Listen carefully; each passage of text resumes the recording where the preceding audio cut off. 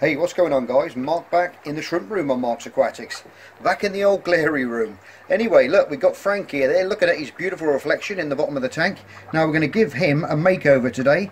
A little makeover in his tank just to change things up a bit.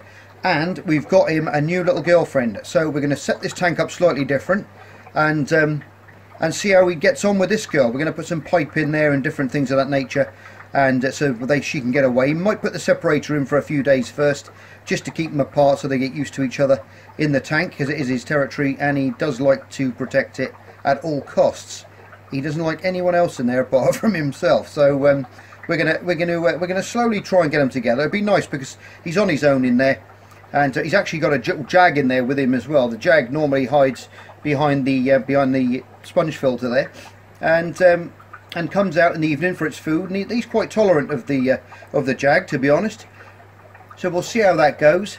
We'll leave him in there as well for the time being, and then I've got another tank which I'm going to put him in, because if they do start to breed, then it's really going to kick off territorial wise, and it won't end well for the poor jag. So we're going to probably just see him there in the back there by the sponge filter. If I can get closer in this terrible glary room. He is quite dark. There he is. And Mr. Man coming into interview there just to say this is my tank, get away, which he's very good at, aren't you, my friend? There he goes, he's having a go at the camera now. Well, we've got you a girlfriend today, mate, so hopefully we're going to change things up a bit. We're going to put some slate in the bottom of here. I'm going to cover the bottom completely in slate, some lovely Welsh slate which I found, and which I've cleaned off, jet washed off, and make sure that's all nice and clean. We're going to remove the stones, all the gravel and different things like that, so we can give him a nice clear bed, because he was getting a little bit fixated with his reflection in the bottom of the tank. As you can see, he keeps clearing that area. I know it's breeding as well, they'll clear an area to breed, but he's very as you can see, he just keeps on staring at himself in the floor, and I think he's losing the plot. Frank, don't lose the plot, mate, please. We've got you a girlfriend. We're going to change it all up for you now. So I can't do any speed footage in here because this room's so small. I can't really get in here and help you do it, so I'm going to have to stop the camera, and when we come back it'll all be done. The fish will be in, and then we'll have another look of what it's like with these little upgrades that we're going to do, okay? Hey, we're back, guys. Right, you can see the slate now I've put in the base, and that's to deter poor old Frank there from losing the plot and going mad looking at his reflection. He's still going back there, but hopefully in a couple of days with his new little girlfriend in there, who's absolutely stunning. Hello, my girl. She's got a little bit of a bump on her nose where we got her from down my local fish shop. Yeah, she might have hit one of those, but that should heal up. These fish are pretty bulletproof when it comes to injuring themselves. I put a pot in there for her as well, so she can retract into there if she needs to hide away or feels threatened by him at any time. I've got the separator in there, and at the bottom where that big stone is on the right hand side, in Frank's side, there's a hole there. So, but I've covered it up for now because I don't want her sneaking through and then getting slapped around by him, because then she doesn't know how to get back through. So we don't want that to happen to her. The last girl I put in there I had to give away. He really just did not take with her, but he looks quite he looks promising so far. He's been really gentle, there's no aggression. He's just happily floating around, dreaming as usual. And yeah, it doesn't look like there's any aggression at all. They keep going up to each other. He's flaring his gills at her, she's twitching away. I've just given it a big water change as well, so a little bit stirred up because I pumped the filters through. And as you know, if you've got sponge filters, you always get a little bit puff back into the water when you start them up again. But that'll soon clear. I've got some other clay pipe somewhere, but I could not find it for the life of me. I don't know where I put it. Maybe I lent it to someone or gave it to someone. I've had it up in my garden for a long time, and nice big clay pipe, nice heavy clay pipe that she can go back in and hide. But that pot's big enough for her to get in and turn round. So when we do let them in together for a little trial run, hopefully it'll all be good. Right, guys, when I was down at my local fish shop, they had a nice shipment in. They had a lovely shipment in of these cherries, and they're absolutely beautiful colour, and every single one of those there you're looking at is carrying berries. I was really lucky to go down, see them. They'd just come in last night, and I could not believe how many pregnant females there was in amongst them. So I've just picked out 15, and all carrying berries, because I want to start a new colony off and get the shrimp room back up to speed again, because I know some of you guys are missing the shrimp stuff. So I've always had a soft spot for the cherries and Bloody Marys and all those different types of species that we can get in the shrimps. And when I came across these, I thought, well, what a starting little group this is going to be. 15 all pregnant females. Not sure how far along they've gone.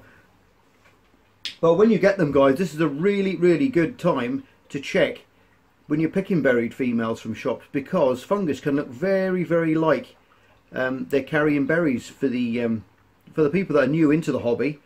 And it's a yellowy colour, yellowy greeny colour, same colour as the eggs can be. And when you get them in the bag, if you think you're picking up, you know, as soon as you pick what you want, look through the bag, take a torch with you, shine it through the bag, and just have a little look, just to see if it's little balls, that, you know, the little berries that we should be seeing, or it's fungus, which is like a little tiny, it's little filaments that come off of the swimmers underneath, and it can get quite packed up in there with that stuff, and it's not very nice, and it's you know, you're not better off buying. Don't introduce that kind of stuff into your tank, because it's going to wipe them all out. So there is little treatments on the market, but it's pretty hit and miss. These things are pretty fragile anyway, and it's best to start off with good healthy shrimp rather than putting something accidentally which has got a disease into your tank and wiping out a colony that's already really healthy and you've had for some time, because that's going to really get you upset.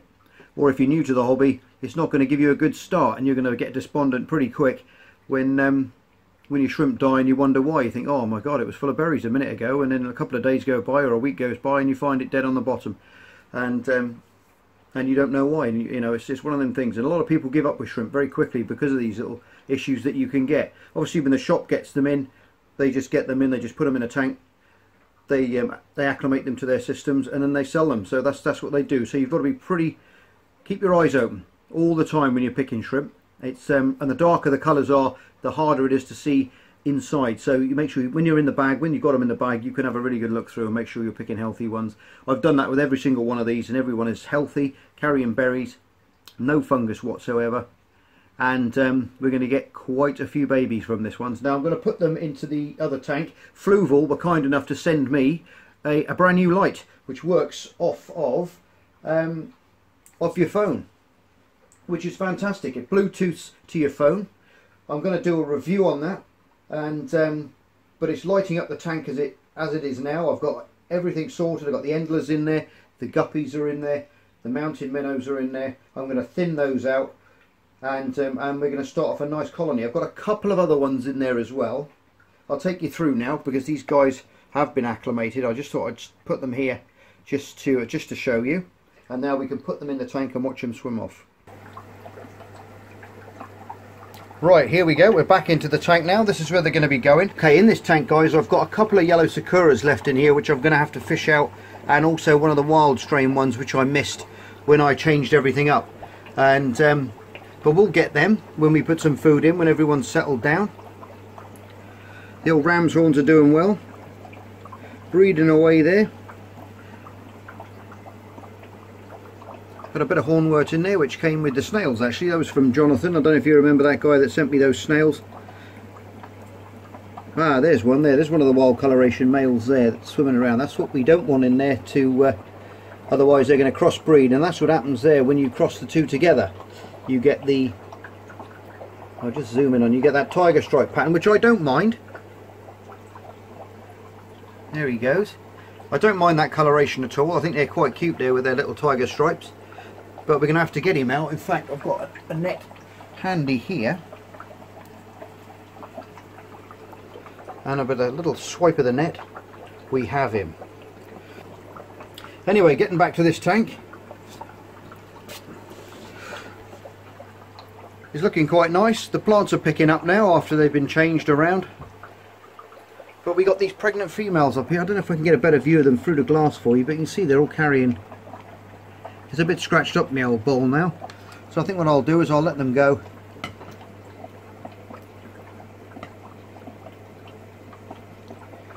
All the guys have come up to see what's going on, and you should see them start flying out. Here they come. They're going to love it in amongst all these water plants and floating plants. I'm just going to carefully just tip those guys in.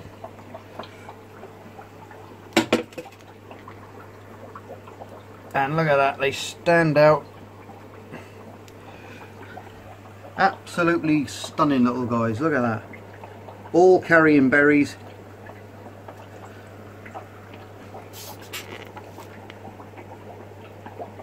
Fantastic.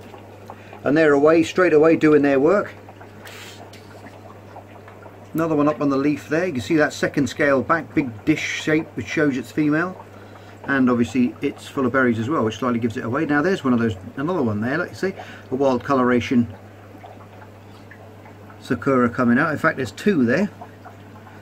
But I'll leave them in there for now because these aren't going to breed. These are going to they've got to drop the berries before they're going to get, obviously, and shed before they can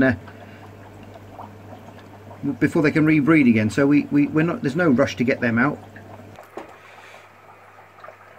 Okay guys, there you go. We've put some pipes in there now. We've put some slate, some nice bits of stone, a little pot there. I did put the pot the other way round to start with the opening facing forwards, but there's no way she can get out, and she's a little bit big for it. She couldn't actually turn around inside that pot, so I've turned it around the other way, because if she gets trapped in there, he'll just attack her fins from the back and she'll have nowhere to go. So we've created her this little hide in the corner with two pipes. You can't see the other one because it's hidden underneath the stones.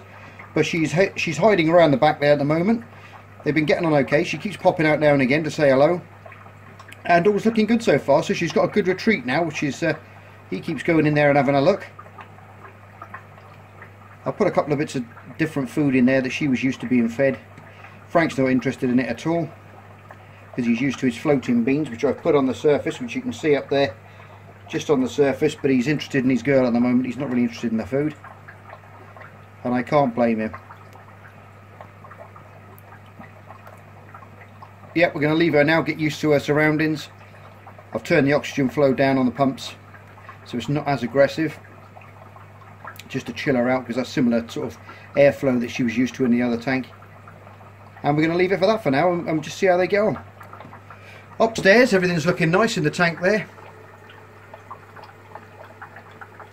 Got that lovely dwarf water lettuce there just swirling around in the current coming from the two sponge filters on the left and the right, which is creating a nice little spiral effect. They keep blowing around. Hang about, I've got a little crystal red in there still. My little pleco hiding around the corner there, if you can just see him. Nice little crystal red there. I'll have to take him out. He can go in the bench tank. I don't know how he got. He must have come in on the log actually. But everyone else is looking fine. As you can see, I've thinned out all the endlers now and the guppies. There's a few baby ones left in there. I've taken the mountain minnows out because they will probably take baby shrimp, and we don't want that. We want to grow this colony on and make it look nice and breed lots of those in the next couple of months' time. So that's all looking good. I'll give you a little quick look at the zebra plecos as well. It gets a little bit glary when we get this side, but I'll go closer than you might be able to see. Here's one of the guys there protecting his cave, and there's one in there. We do have two in this one here, so within a bit of luck, or maybe she's not anymore. I'll just grab my little torch and see if you can see inside. Ah, there they are. There's two in there, you see. Two in that pot, so hopefully I've just given it a big cold water change, so with a bit of luck we'll have some fry out of there in the next couple of months. Hopefully something will happen with the regular water changes, but everyone's looking nice and healthy. As you can see, the temperature's now dropped down to 25, and now that hopefully will just, that'll trigger them to spawn. That's the plan. You drop that water temperature like it's had a big rainstorm. You've got to mimic nature, and then once the that temperature drops, they think big rainstorm, and it triggers them to breed. So you keep doing that, regular rainstorms like the rainy season when they start to breed, and you mimic that. I put a couple of shrimp in there just to pick up little bits and bobs that they don't eat, to keep that water quality good. You can see them there spinning around in the back, hopefully falling madly in love with each other, and we'll have anything from 10 to 15 little baby ones, which would be absolutely awesome. It's been a lifelong sort of thing I've wanted to do, is keep zebra plecos and breed them. I've seen enough people breed them over the years, and the little babies look so cute, and it would be really nice to get some out of my own. There you go, guys. There's a little close-up of one of the old cherries there. Still carrying a little clutch of eggs underneath. It's about as close as I'm going to get before I lose focus on that. But they're stunning colour, they really are.